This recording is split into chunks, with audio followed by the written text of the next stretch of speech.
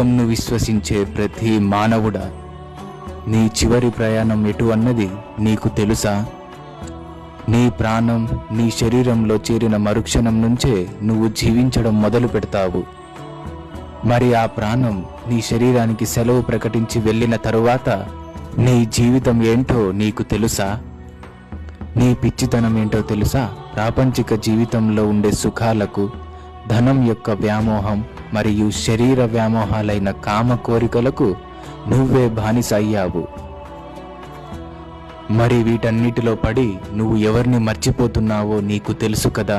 అంతేకాదు, నీ పుట్టుకనే నువ్వు మర్చిపోయావు. జన్మించక ముందు నువ్వు కేవలం ఒక వీర్యపు బిందువు మాత్రమే. మరి ఒక్కసారి నీకంటే ముందు భూమిపైన జన్మించిన నీ పూర్వీకులను ఒక్కసారి జ్ఞాపకం తెచ్చుకో. మరి వాళ్ళంతా మట్టిలో కలిసిపోలేదా? చివరి రోజుల్లో ఖచ్చితంగా నీ స్థానం కూడా అదే అని నీకు తెలియదా? మరి సృష్టిలో చిన్న పక్షి అయిన కాకి కంటే బాగా నువ్వు జీవించగలవా?